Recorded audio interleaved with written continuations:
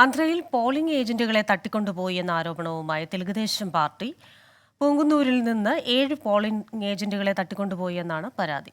YSR Congress ആണ് ഇതിന് പിന്നിൽ എന്നാണ് ആരോപണം. രാധാകൃഷ്ണൻ ചേരുന്നുണ്ട് വിവരങ്ങളുമായി. ഇതെന്താണ് സംഭവം? ഈ ഘട്ടത്തിൽ തെരഞ്ഞെടുപ്പ് നടക്കുന്ന സ്ഥലങ്ങളിൽ ഏറ്റവും പ്രധാനപ്പെട്ട ഒന്ന് ആന്ധ്രാപ്രദേശാണ്. ആന്ധ്രാപ്രദേശിൽ YSR കോൺഗ്രസും TDPയും തമ്മിലുള്ള കഴിഞ്ഞ കുറച്ച് വർഷങ്ങളായി നടക്കുന്ന പോര് നമുക്ക് ഏവർക്കും അറിയാവുന്ന രാഷ്ട്രീയ വിഷയമാണ്.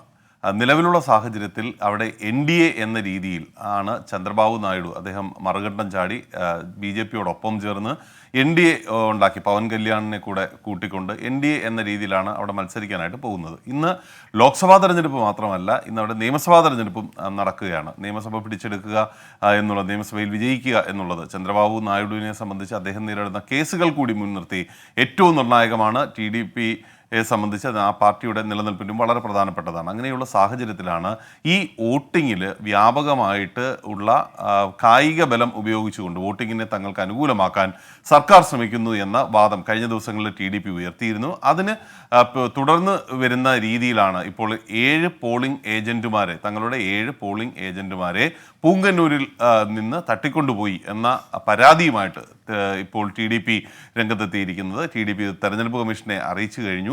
തെരഞ്ഞെടുപ്പ് കമ്മീഷൻ അടിയന്തരമായിട്ട് ഇടപെടണമെന്നും സമാധാനപരമായിട്ടുള്ള വോട്ടിംഗ് ഉറപ്പാക്കാൻ ആവശ്യമായിട്ടുള്ള നടപടികൾ സ്വീകരിക്കണം എന്നുമാണ് ഇപ്പോൾ TDP ആവശ്യപ്പെട്ടിരിക്കുന്നത്.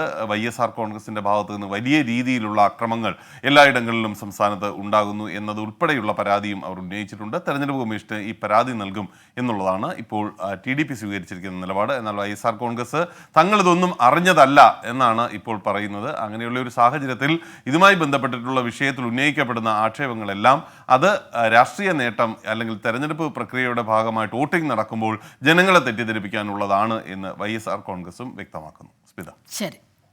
രാധാകൃഷ്ണനാണ് ന്യൂസ് ഡെസ്കിൽ നിന്ന് വിവരങ്ങളുമായി ചേർന്നത്.